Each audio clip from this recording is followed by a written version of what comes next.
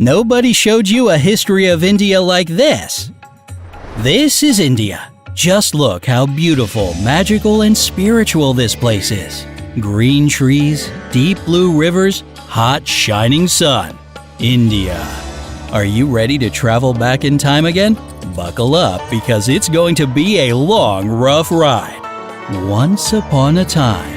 Or to be more accurate, around 70,000 years ago, people in Africa decided that they got tired of living with angry, hungry neighbors, aka hungry animals. They left the continent and reached India. It was a long, hard trip. The scientists will later call it the coastal migration. Yep, they have a word for everything. They didn't stand idly by. They began to learn their surroundings and by 6500 BCE began farming. They also raised cattle, goats, and sheep.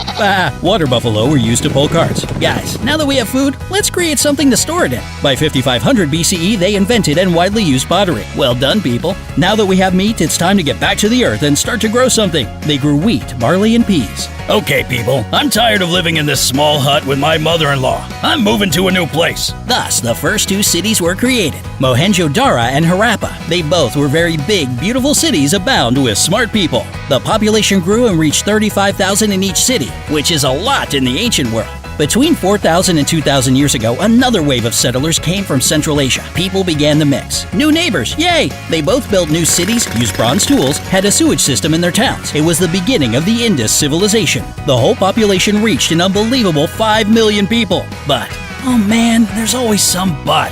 However, well, that's just a fancy but. Okay, despite all that, the civilization slowly declined due to still unknown reasons. No! It might have been climate change or the rivers changed course, scientists say. The cities were abandoned. The time has stopped.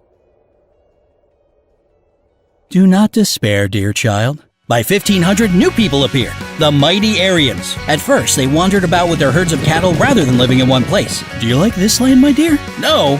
Okay, I'll find another. Later, they settled down, used iron, and became farmers. From 1500 to 500 BCE, they created a lot of Vedas and hymns to ancient gods. Some of these Vedas are still in use today. Vedic India also became a very complicated society and stretched along the continent and was divided into kingdoms and republics. Although Buddha was born in India about 483 BCE, the religion he founded failed to take root in the country. Too bad, the enlightened one. At approximately the same time, the Persians captured the extreme northwest of India. Alexander the Great destroyed the Persian Empire and penetrated the far northwest of India. I am a mighty warrior and I want to conquer the whole world. He died in 317 BCE. The Greeks had little or no impact on the society, so when they finally left the various Indian kingdoms and began to conquer one another after 322 BCE, the first great empire arose. Chandragupta Maurya seized power. He was the master and commander of the powerful and highly centralized state of Magadha and the north of India. He established the Mauryan Empire in India. Look how huge it was. His ancestors, mighty warriors as well, continued his rule and crushed anyone who spoke a word against the ruler. This new empire was very rich. New ruler Ashoka truly believed in the Buddhist principles and stopped the conquering process. I said enough! From now on, only peace, justice, and compassion. After his death, the Mauryan Empire declined, as all empires do. Bummer. Different people tried to seize power, but they never lasted long on the throne and were quickly assassinated or replaced with another dynasty. Sounds like Indian Game of Thrones. India now faced a new invader. Nomads from Central Asia conquered Bactria in about 120 BCE. They were split into 5 tribes. One of the tribes, the Kushans, conquered the others. Gradually, they conquered more and more territory. The Kushan Empire reached its peak under King Kanishk and did much trade with the Roman Empire. What a time! Oh, by the way, during this time, people really embraced Buddhism and even brought it to the Chinese via the Great Silk Road. No need to thank us, guys. The Kushan Empire reached its peak and then gradually declined. It was replaced by the Gupta dynasty. The Gupta Empire reached a peak under Chandragupta II, 375 to 415 CE.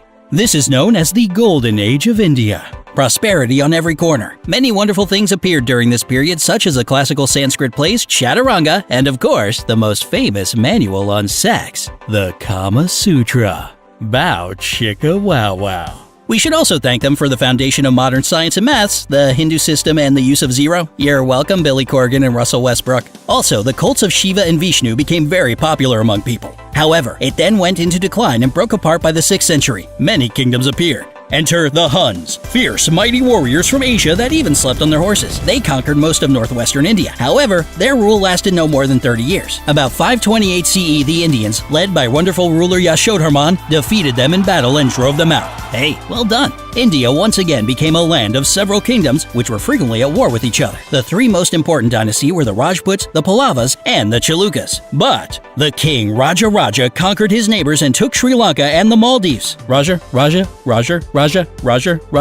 India once again became a great united empire. People built a lot of temples to Shiva that became centers of cultural life. Trade with Southeast Asia thrived. So did trade with the Arabs. Several Turkish rulers tried to invade the northern territories. Mahmud and later Sultan Muhammad. The Turks were able to conquer large parts of northern India and they created a powerful state, the Delhi Sultanate. The Sultanate reached a peak under Alauddin at the beginning of the 13th century. Meanwhile, a new threat came from the north, the Mongols. Oh, come on! This is our land! Stop it with all the invasions! The Mongols raided northwest India, but they were repulsed. By the time the Sultanate of Delhi declined rapidly in the late 14th century, one more important thing happened in 1498. Yeah, you know what we're talking about. Tamerlane, a descendant of Genghis Khan, sacked Delhi and massacred many of the inhabitants. Meanwhile, another empire rose in the south, the Vijayanagar. It was founded by the two brothers Hari Raja and Bukka. They were sent to crush the rebellion in the south. Instead, they broke away and founded their own kingdom. Hari Raja was crowned king in 1346. His brother Bukka I ruled after him. The rulers of Vijayanagar gradually conquered more and more territory, and the empire reached a peak early in the 16th century. And as it happens with all empires and dynasties,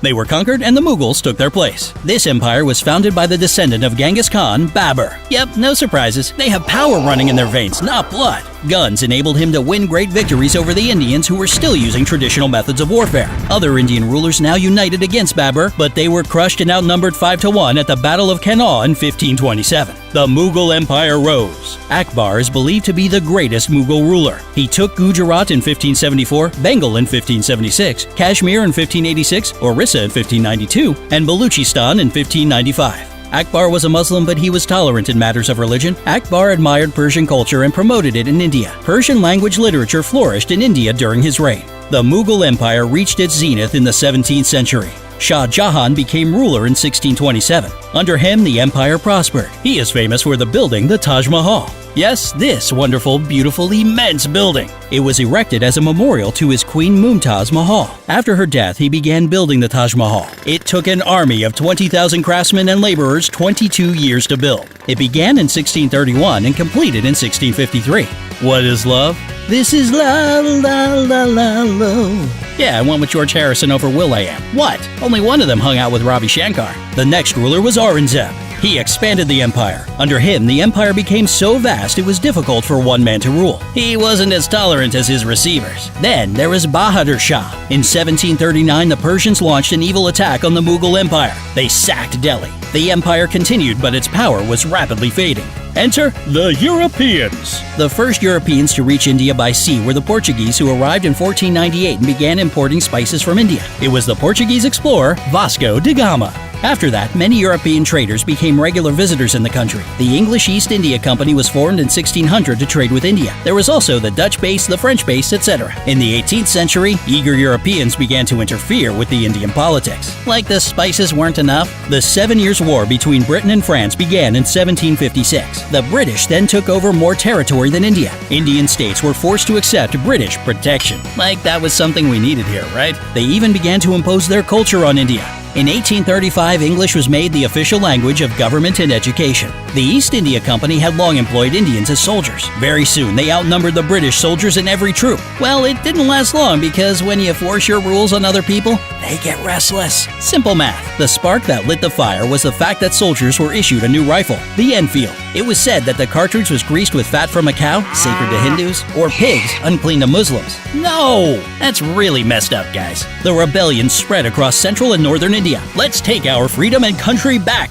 Rebellion here, massacre there, fighting here. By 1858, the East India Company lost control of India. However, the desire for independence did not die. In 1877, Queen Victoria was made Empress of India. Don't blame the British, they did a lot of good deeds nonetheless. For example, created a network of railways in India and improved the old ones and built a lot of new roads across the country. Thank you guys. Jute, raw cotton, and tea and coffee were exported to Britain. In return, textiles and other manufactured goods were imported from there. It marked the end of the agricultural country. Very soon it will develop all sorts of industries. By the same time, the British Empire that rules half of the planet began to decline. More and more countries claimed their independence. Indian nationalist feelings grew stronger. Then something bad happened. The Amritsar Massacre. A crowd of thousands gathered to protest against recent legislation. 379 people were killed and about 1,200 wounded. Now it's important to mention Mohandas Karachmand Gandhi. Yep, this little bald man with the glasses became the leader of the nationalists. He was for peaceful campaigning. India became independent on August 15, 1947.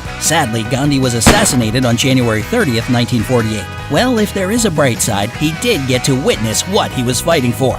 In the 1960s, India fought two wars. In 1962, there was a conflict with China. There were clashes along the border between India and Tibet in the late 1950s. Today, India is one of the most populated countries with one of the most rapidly growing economies in the world. We can only admire its ancient history, respect its strength, and learn from its rich culture. Do you want us to make a video about your country? Tell us where you're from in the comments, and don't forget to subscribe to Smart Banana to never miss a new video. See you next time!